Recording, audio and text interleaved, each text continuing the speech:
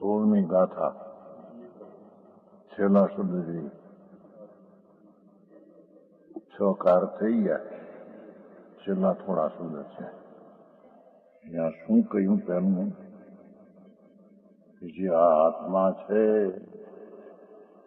એ તો નિત્યાનંદ પ્રભુ ધ્રુવ છે. એની પરિણતિમાં પર્યાયમાં જે ક્રિયા થાય એ ક્રિયાના ષટકારકનું વર્ણન છે.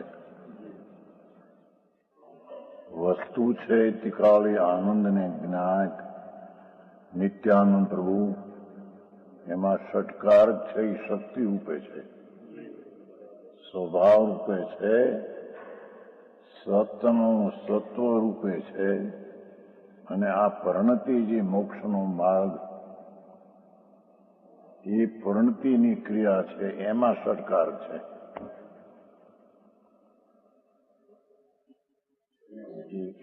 કહેવાય એમ કે આત્મા કરતા થઈને પરિણતિને કરે છે, પણ ખરેખર તો પરિણતિ જે નિર્મળ છે એ જ પોતે કરતા પોતાની પર્યાયનો થાય છે.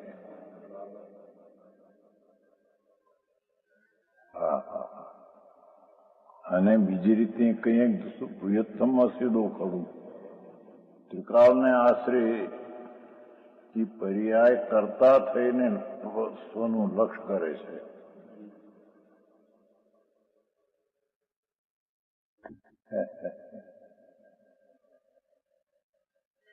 જે ભૂયત્તમ સીધો છે ત્રિકાળ ભગવાન સચિદાનંદ પ્રભુ પૂર્ણ આનંદ અને પૂર્ણ જ્ઞાનનો પિંડ જે છે એ તો ધ્રુવ છે, પણ એનું લક્ષ્ય કરનાર જે છે એ પર્યાય છે. એ પર્યાય જેનું લક્ષ્ય કરે છે એ દ્રવ્યને કારણે નહીં, એ પોતે કરતા થઈને લક્ષ્ય કરે છે. એટલે પર્યાયમાં ષટકારક જે છે એ શુદ્ધ પરિણતિની કરતા પરિણતિ છે. મારે બહુ જોડો ભાઈ. એને વ્યવહાર રત્નત્રયના કારણો રાગ એના કરતાપણાના સંબંધમાં છે નહીં.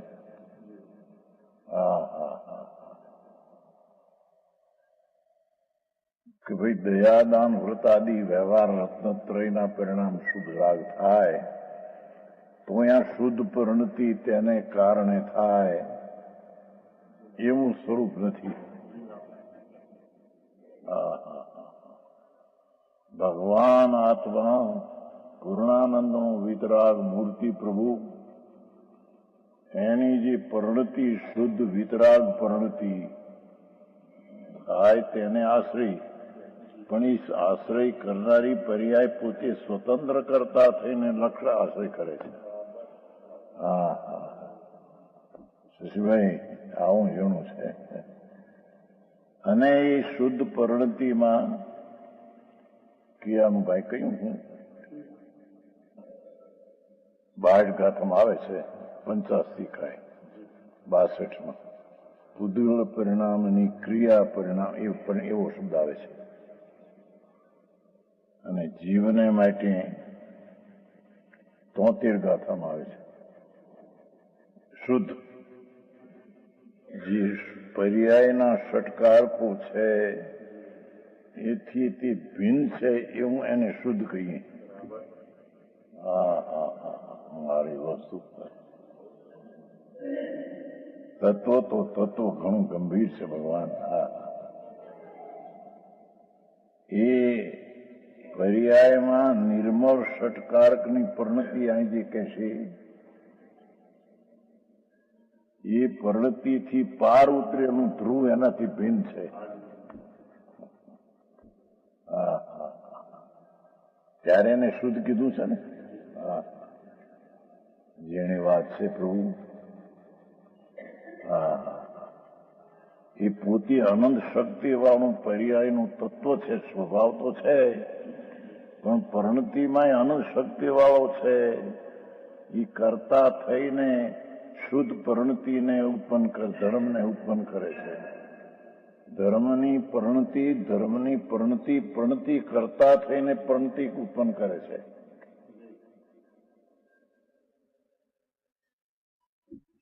એ ધર્મની પરિણતિને પ્રાપ્ય કરે છે, એનું કાર્ય છે. એ ધર્મની પરિણતિ તે સાધન હોવાથી તે પર્યાયનું તે સાધન છે. ધર્મની પરિણતિ તે કરીને પોતે રાખે છે, એ પોતાનું સંપ્રદાન દાન છે. ધર્મની પરિણતિ એ પરિણતિથી થઈ છે, તે પરિણતિથી પરિણતિ થઈ છે, તે તેનું અપાદાન છે. એની વાત છે ભાઈ. અને એ ધર્મની પરિણતિને આધારે પરિણતિ થઈ છે, માટે તેનો આધાર પરિણતિ છે. સમજાય છે? ભાષા તો આદિ પ્રભુ, પણ માર્ગ તો બહુ જૂનો હોવો. સર્વજ્ઞ ત્રિલોકનાથે જે તત્વ જોયું અને એની પર્યાય જોઈ, એવો જ ભગવાન આ જોનારો છે. એ શુદ્ધ ષટકારકની પરિણતિ પોતાથી થાય છે, તેને પરકારકની અપેક્ષા નથી. કે રાગની મંદતા હોય તો આ ધર્મ પરિણતિ થાય, કર્મનો કંઈક માર્ગ આપે તો આ ધર્મ પરિણતિ થાય, એવી કોઈ અપેક્ષા નથી.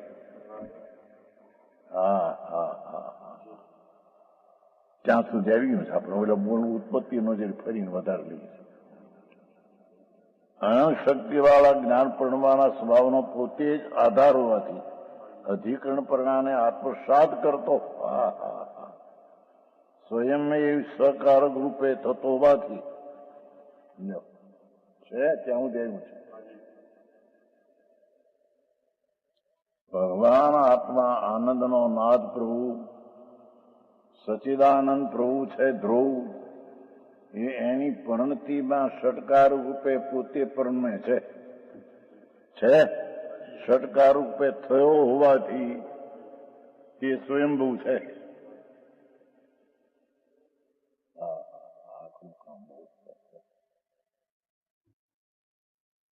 અથવા ઉત્પત્તિ અપેક્ષાએ જે શુદ્ધ ધર્મની સર્વજ્ઞ પર્યાયાદી ઉત્પન્ન થાય છે, તે દ્રવ્યભાવ ભેદે ભિન્ન ઘાતી કર્મોને દૂર કરીને એ પણ નિમિત્તનું કથન છે. ઘાતીને દૂર પોતે કરે, એની ઘાતીનો દૂર થવાનો પર્યાય એને કાળે ત્યાં થાય છે. ફક્ત આ નિમિત્ત છે એથી એવી બોલવામાં આવ્યું. બીજી રીતે કહીએ તો ભાવઘાતી જે છે એને દૂર કરીને એ પણ વ્યવહાર છે. એ આવે છે ને ભાઈ 34-35. રાગનો નાશ કરનારો છે એ પણ કરતા નામ માત્ર છે. ગજબ વાતો પ્રભુ. કથનો અનેક પ્રકારના હોય, એમાંથી સાર તત્વ શું છે જાણીને બોલી. અહીંયા કહે છે પ્રભુ આત્મા આનંદનો કંદ પ્રભુ, અતિન્દ્રિય આનંદની મૂર્તિ આત્મા છે.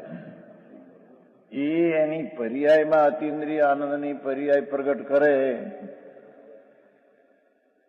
એ અતિન્દ્રિય આનંદની પર્યાયમાં ષટકારકથી પરિણતિ ઉભી થાય છે.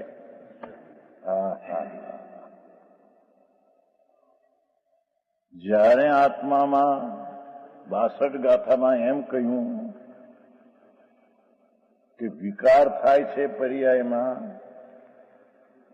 દયા, દાન, વ્રત, ભક્તિ, કામ, ક્રોધ આદિ પરિણામ, એ પરિણામનું ષટકારક પરિણામ પર્યાયનું પર્યાયમાં છે. એને વિકાર થવાના ષટકારકના પરિણામમાં નિમિત્તની અપેક્ષા નથી, દ્રવ્યગુણની અપેક્ષા નથી. એવો એ ષટકારકથી પરિણમતો વિકાર પરના હેતુ વિનાનો છે.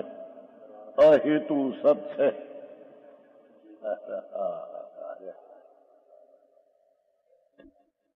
જ્યારે ષટકાર રૂપે ભાઈ માર્ગ જીવું છે બાપુ ધર્મ, એ કોઈ સાધારણ વાત નથી ભાઈ. જ્યારે એ આત્મા વિકારી પરિણતિના મિથ્યાત્વને રાગદ્વેષની પરિણતિમાં પણ ષટકાર રૂપે પરિણતિની ક્રિયા પોતે ક્રિયામાં પરિણતિમાં ષટક્રિયા છે, ધ્રુવમાં નહીં. તેમ એ પરિણતિની ક્રિયાને પરની અપેક્ષા નથી. વિકારની ક્રિયામાં પણ એ ક્રિયાના કારકો છે. એને કોઈ નિમિત્તની અને નિમિત્તના અભાવની પણ અપેક્ષા નથી, નિરપેક્ષ છે. તો અહીંયા તો ભગવાન આત્મા શુદ્ધ આનંદનો કંદ પ્રભુ અતીન્દ્રિય જ્ઞાનનો સાગર, એવો જેનો સ્વભાવ, એની જયારે પરિણતિ પોતાના લક્ષ્ય જયારે થાય છે, ત્યારે તે પરિણતિ કરતા થઈને પોતે લક્ષ્ય કરે છે ને કરતા થઈને પરિણતિ ઊભી થાય છે. એ કરતા થઈને ઊભી થઈ કાર્ય એનું પરિણતિનું પરિણતિનું સાધન પરિણતિ થઈને રાખી પરિણતિને માટે પરિણતિ થઈ છે, પરિણતિને માટે પરિણતિ થઈ છે. એટલે અદ સંપ્રદાન.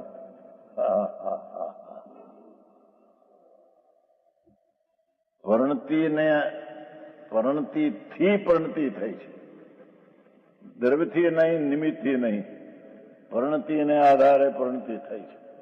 એવા ષટકારકને ભગવાન કુંદકુંદાચાર્ય સિદ્ધ કર્યા.